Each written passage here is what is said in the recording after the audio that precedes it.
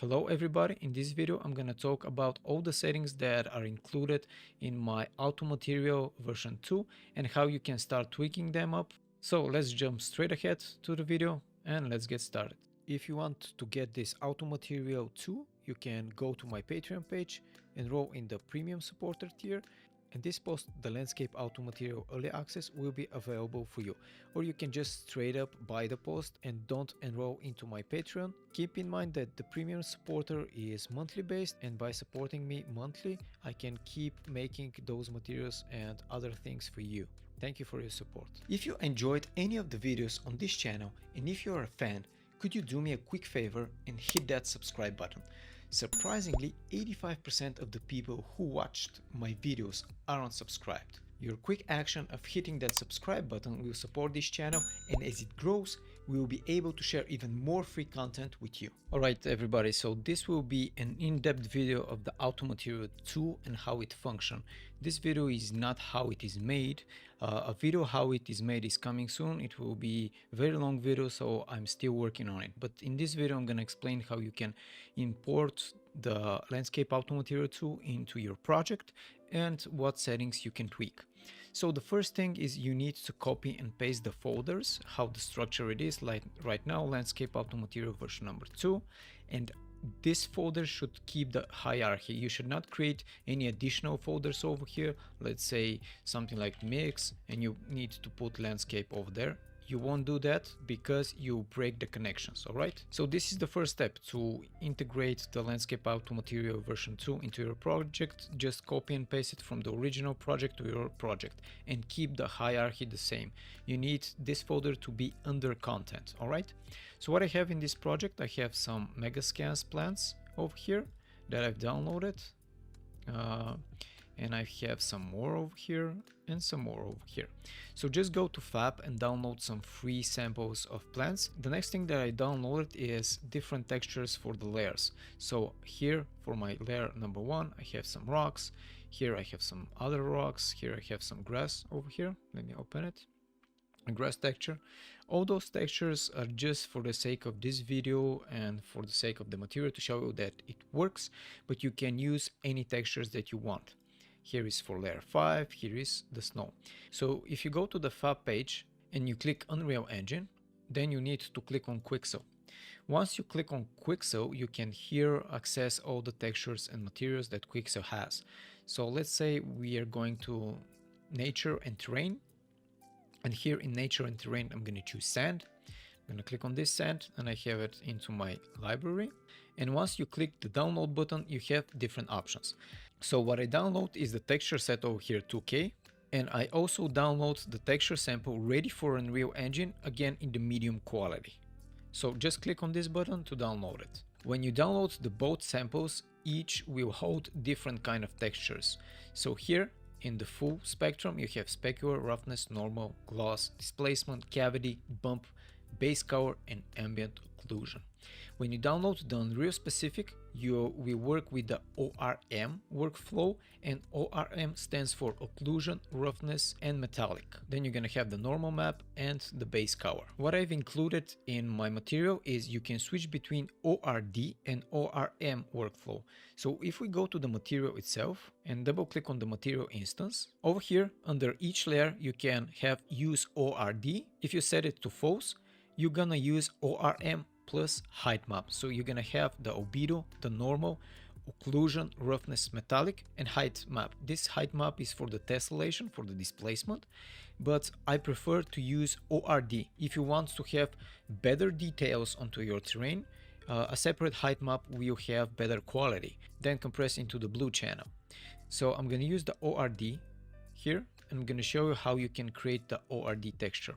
In general, the ORD texture stands for Occlusion, Roughness, and Displacement. This is an ORD texture that I've created. So in the red channel, I have Occlusion. So how you can create this is go to that folder, open the Occlusion map to a separate file, Control A to select everything, copy, then just go into the red channel and click Control V. And then you're gonna paste only the occlusion map here. If I go to the green channel and do Control V, I'm gonna place the occlusion map also in the green channel. But our green channel works with what? our green channel works with roughness.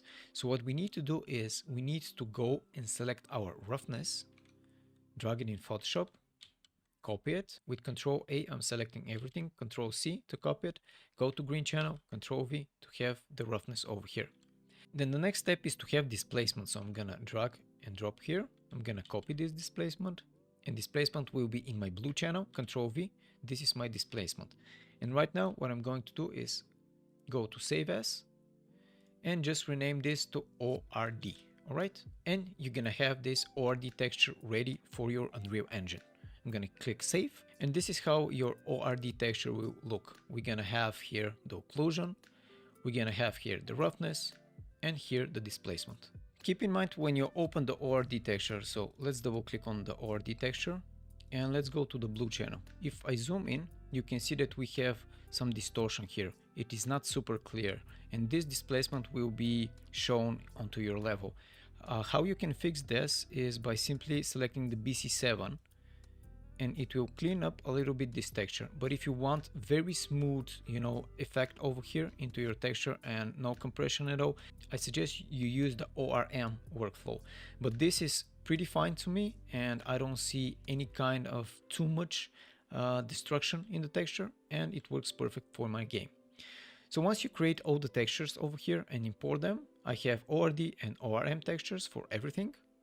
The next step is to show you how the material works. So the material is separated on different layers, and right now we have 4 base layers for colors like rock, grass, whatever you want, and we have a layer for the slopes and layer for the snow. If you click on each layer, you're gonna see the construction of the layer. Here are all the settings that you can tweak in the layer.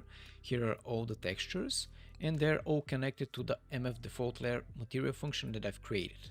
I'm gonna deep dive into those material functions later in my big video, which is upcoming, but it's taking a lot of time to produce. If you go to the materials folder, here we have different materials. The basic one, the most important one, is the which is the master material for the landscape. The other one is the material instance from this auto material.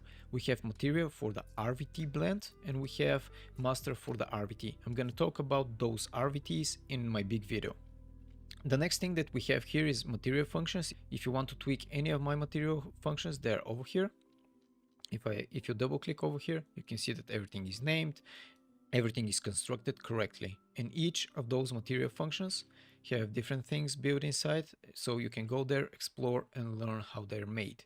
Then let's go to the master material. When we open the master material, here we have the different layers. You can turn them on and off, like we're gonna see a little bit later in this video. And here is the blending, the runtime virtual texture, which is the RVT, and then we blend it into the landscape auto material. Again, I'm just rushing through it because I'm creating a big video. So yeah, this is the master material, and if you want to tweak anything over here, you can just go here and start tweaking. Let's start speaking about the material and how you can tweak it. All right, so there's a lot of settings, so I'm gonna explain each of them and show you how that works. The first thing is, do we want auto foliages or we don't? So when you play the game, we have spawn auto foliages over here, and let me show you how you can connect those auto foliages. So the foliages are under layer foliage types, and if you open the layer foliage types here under grass, you can see that I've plugged in into layer number 2 this type of grass. When I open layer number 3, I have this different type of grass. Layer number 4, different one. Here you can add as many as you want different grass types and variations, but keep in mind that each grass that you're adding needs to be optimized because your performance can get, heavy. From here, you can define the culling distance of the grass. You can define also the density of the grass. So right now my density is 50. What I can do is 300. And as you can see, we are creating more dense grass. But let's say 70 works for me. And I have this density in the grass. So from the grass density, you can control how dense is this grass. Let's say we have 10 different grasses. You can control the grass density per object. All right. This is for the culling distance, how they should fade out on what kind of distance, and you can find a lot of different settings over here. So if you want to get rid of the auto foliages in this material instance, just disable the auto foliage on off, and right now no foliages will be spawned on my level. Alright, this is the first setting. The next is distance blending. This means how far and how the blending will happen. So I separated the blending between far and near blending. So when your character is like let's say here, the tiling is different, and the tiling at the far is also different. So you can control how they blend together by enabling this. And let's start tweaking a little bit the tiling. So right now I've set up the far length at 1500 and the end fade distance of 4000. Let's start tweaking up. I'm gonna put here 2000. And right now if I start to move my camera, you can see the blending between the near and the far. So each texture has near and far tiling, and this is controlling how far and when the blending will start. Here it is super visible with this line, but we can start tweaking the fade length. This is saying how the fade should happen. So if we do 200, the fading is, you can see that it's better. Let me just show you again. One pretty hard line. Let's do 400. The blending is even better. And let's say the end fade distance will be 3000 over here. Let's push it a little bit. And you can see that right now it's better. Let's do 800. And right now the fading is working perfect. And this is pretty handy because you can create this softness in the blending, and this is pretty good for your open world. Moving further, we have distance variation. If I enable the distance variation and the normal map, right now what we can do is we can create a variation in the distance. So let's do 500 and let's do the color intensity of 1. And right now we have a little different variation over here with color intensity of 1. Let's do 200, or let's do 150, and let's do the color intensity of 0.2. Let's try 0.4. Right now you can see that we are adding a little variation in the far, and I can even push this further with 3000, and we're creating this variation in the landscape. This is just to break down the far side. And what you can do also is tweak the normal intensity. From the normal intensity we can also add a normal map into our far. Let's say we want to create a little bit deformation to our normal map. Right here we have a texture. Of course you can change this texture to anything that you want, and let's say our normal intensity could be 500. And right now what you can see is at the far we're having some normal intensity, and right now the line is a little bit more visible because of the normal, and you can start tweaking the distance fade. But what I can do here is to soften it out. Let's say 31, let's say 2.5. All right, so here I have the normals a little bit pushed, but not too much. And right now with 5 you can have those normals. Just play with it and you can just tweak the settings and see how you want the normals to be applied over here.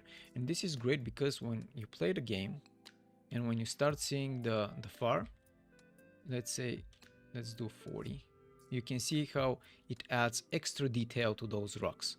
Let me do 0, and you see right now it's a little bit flat, and if I do 50, you see that we've added this extra depth, so it has this variety in the rocks and into the far side. So this is something that I definitely recommend to use, and just use a different normal texture for yourself. The next is the layer switch. From here you can turn on and off layers. So let's say we want to turn off the snow layer. Just click here on the box to make it false. Wait a little bit the shader to compile. And right now we don't have any snow. If you want to turn it on, just click here. If you want to get rid of any of the layers, just turn them off from here. So this is your layer switch. Let's go to the fun part. So right now we are working on layer 01. If you scroll all the way down, you have layer 02, you have layer 03, 4, and everything underneath. So let's start by working on layer 01.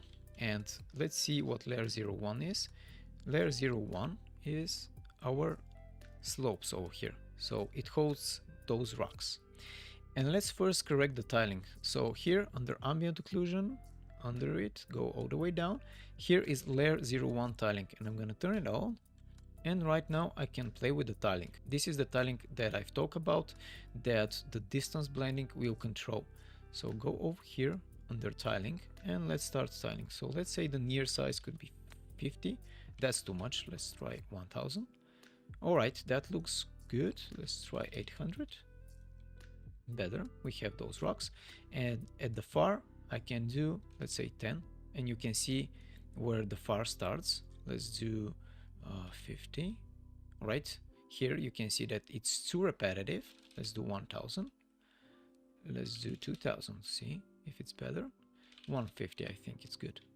So right now you have this fading over here. Let's do 1000. So it's a little bit less visible. Right. So we fixed the tiling and let's start tweaking up all the settings over here. The first thing is the ambient occlusion. So what ambient occlusion does is just simply controlling the red channel and controlling the black and the whites and the midtones of it. And this is because I wanted to give you control in Unreal Engine over the ambient occlusion, not to do some color editing over here like levels, contrast, brightness, and every time exporting into Unreal Engine and testing. What I did is you have all the Photoshop controls into Unreal Engine. So let's start. The first thing that we can do is you can control the blacks and the black intensity and the black power. What this means is in this texture, the black values, which are those in the black, this will control those values. You have the gray values to be controlled and also the white values. So let me start just going crazy with those values just to see how they works. So if we start with the AO white, if I put 4, you can see that we are brightening only the ambient occlusion. If we do 3, 2, 1.5, right, from the intensity, you can boost the intensity or you can decrease the intensity, and depending on what you want, or it could be 0. Let's do 1.2. And here we have the power. You can extra do a little push on the power. Oh, that's too much. Let's do 2. And right now you have completely different texture by just using the ambient occlusion. And this is only for the whites. If we start tweaking the grays, this will control the gray parts. Those are that are in the middle. Those are the gray parts. Here are the white parts. So if we start controlling the gray, you can have different control over it. Let's say gray intensity 0.2. And by tweaking those ambient occlusion, you can have super big control over it, over the ambient occlusion only. Then you have a next one, which is the color correction. Let's do the blacks. And here we can control the blacks. Let me just push them to extreme to see. Those are the blacks that you can control. So let's do 1. Let's do black intensity 10. Or we can make them even more black so we can have those fake shadows over there. So let's pump them up, or just do -10, or just do 5. So right now what we have is completely different texture just by controlling the ambient occlusion. Let's go further. We can control the color correction. This is controlling the color texture, this one. So with the ambient occlusion, we're controlling the ORD or ORM, and we're controlling only the red channel, which contains the occlusion. Then here, from the color correction, let's say we want those rocks to be pink. Done. This is the tint option for it. So let me just revert it back. Then we have brightness. We can control brightness in the texture over here. You can control contrast. Oh, that's too much. Let's try with 0.1, 0.2, 0.3, 0.5, 0.3, 0.25. You can desaturate it. So if I put 1, the texture is desaturated. The default value is 0.7 to have the color accurate as this texture. Or you can desaturate it a little bit, 0.4, a little bit, gray. You can control also the black powers into this texture. So if I put 0.2, you can see too much. So work with lower values, 0.5, let's say. You can control the white. If I do 1, you can see how we boost them up. If I do 0.1, and the next thing that I've created is levels. And this levels is just like in Photoshop. If you go here, image adjustment levels, I've created this level control into Unreal. So what you can do is creating different levels for your texture and going from the black, from the whites, and from the midtones, and do the output in the levels. And this is inside Unreal. But be careful because this is sensitive. So if we do levels gamma, you need to control it a little bit. Try with small values and then go crazy. This is too much. So from here, from the levels, you can do additional adjustments on your texture. So everything here works great. The next cool thing that I've integrated here is the displacement. Let's say you want to boost up the displacement only for this one. Previously it was impossible because when you go to your master material and you go to displacement, here through this displacement you control the magnitude for the entire material. And what I did is a little trick. If you enable this, we are controlling the displacement texture. So we're controlling this texture in the blue channel, and by controlling this texture you can push displacement per layer, which is very good and works pretty good. Let me show you. If we start tweaking the displacement, you can control the max, min, and mid. So let's try with 10. Let's try here with 1. You can see that we start pushing the displacement. Let's do -10. You can see that it's going down. So through those settings, you can start controlling the displacement and the values into the displacement cover. So let's do 50. Let's do here 6. This is our default displacement, and if I start pushing, I'm just lifting up those rocks over here. If I do 50, I'm just lifting those edges. If I do 20 over here, I'm pushing even further the displacement. So from here you can control the displacement. Keep in mind that the displacement to have this nice effect over here with the rocks that are popping out. Let me just play it a little bit. You can see that those rocks are looking pretty popped out and pretty good. The displacement works great with the normal intensity, with the control of the normal. If I turn it off, you can see that it's still there, but it doesn't have all the effects that we want. If I turn on the normal, combining with the displacement, I can have this nice rocky effect that combine displacement and normals. And you can control here the normals. Let's say we want less normals, 0.05.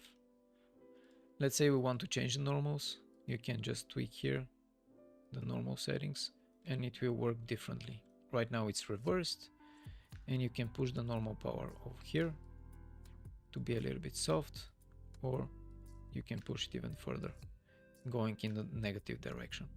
So in the positive, you're softening out the normal, as you can see over here. In the negative direction, you're pushing it further and further. Depending on what you want to achieve over here, you can control it through those settings. But I highly recommend using the normal and displacement in combination to have this nice rocky effect over here that we've achieved. The next is you can tweak the roughness, roughness power, specular. You can use a specular texture. So if I click here, and a new slot will be opened over here, which is specular, and here you can drag and drop your specular color and use also specular. I've added an option to invert the specular. If you want to invert it, just click here. When you integrate specular, you can also use Fresnel on the specular if you click here. And of course, from here you can control the values. Right now the specular is too much, and I'm using this placeholder as a specular. Let's just put this one as a placeholder, and the specular here could work if I tweak it 0.2, let's say.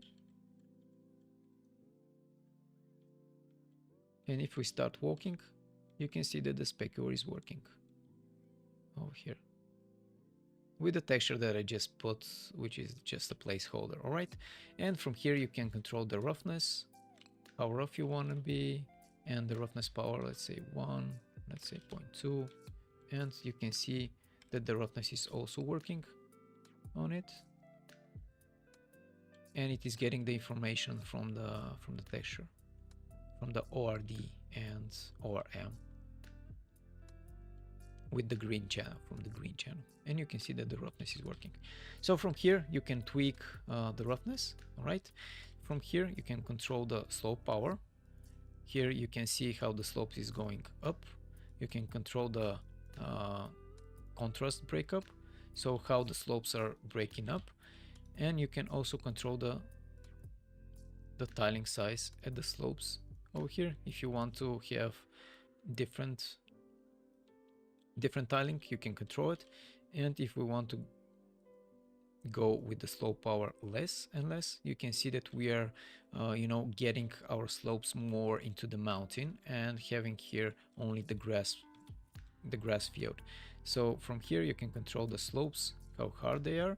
You can maybe make your environment more rocky over here, right? So from here you can control the slopes. Let me just bring them back like that. The next thing is the textures. Here you plug in your textures, your albedo, your normal, your specular, your ORD, or also do you want to use ORD or you want to use the ORM workflow. And this is for the tiling, like I showed you, the tiling from near and from far. The same goes for the second layer. You can control the ambient occlusion, the contrast, the displacement, the normal, the roughness, the slope power for the second layer. So what we can do is tweak the second layer over here, as you can see how it can overtake the next layer. Let's say you have the textures, you have the tiling for the second layer, same is for the third layer, going down, same is for the fourth layer, and let's go a little bit down. The next one that I want to talk is the slopes. Slopes are getting the information from the angle of the terrain, and right now here, if you can see on this extension that I did intentionally on the terrain, those are the slopes, and this is your slopes layer. It calculates an angle on your terrain and placing this texture of rock cliffs. And of course you can have textures, you can have fall off power. Using the ORD, you have the fall off distance, you have the tiling over here onto the slope. And one thing that a lot of people will notice is the stretching on the slope. And yes, this is fixed. If you go down over here, under the utilities, you need to enable the Triplanar. Keep in mind that the Triplanar is expensive, and if you are making slopes like that are stretching too much, Triplanar will fix it, but it will be expensive on your game. So you can place this as an option into your game. So once the Triplanar is active, you can see that it fixes all the stretching everywhere into this shader, but it's a little bit expensive. But if you want, experiment with it, see if your machine can handle it, try the performance on your game, but Triplanar will fix all the stretching everywhere into the level. So this is pretty much about the slope, and here the slope has the same settings that every other layer has. You can change colors, you can change brightness, and you can do all the tweaking onto displacement, normal, roughness, the fall off power you can control, and using the ORD. And the final layer is the snow itself, and in my previous material the snow line was very horizontal, and this was a big issue to everybody that uses the previous auto material. Right now this is fixed. Again, you have color correction over here. If you want to color correct the snow, you have ambient occlusion for the snow, the saturation, displacement, normal, roughness, the textures, you have tiling. So the best thing about the snow is that we fixed the previous horizontal line, and from here, from the fall off, height variation and world height, you can control how the snow is spread across your level. So if I start tweaking up the world height variation, you can see that I'm placing more snow and less snow on my level. So you can control how much snow you want on your level by tweaking the world height. It says how high is the snow compared to your landscape position. Then from the height variation scale, you can control the variation of the height and how the snow is spread based on this height. You want to spread it more, you want to spread it less over here. And from the fall off distance, you can control here into micromanagement the falling off distance of the snow. This is breaking up a lot the horizontal line from my previous auto material, and you can break it up a lot like that, right? If you want something like this, of course. If you don't, just do it like that, right? So this is for the snow.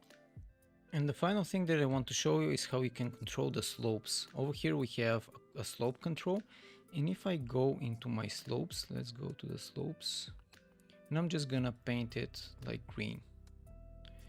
Alright, this is the slopes and the algorithm that we have from the node. And right now I have the first layer over here, this is my rocks, and the slopes, they work together.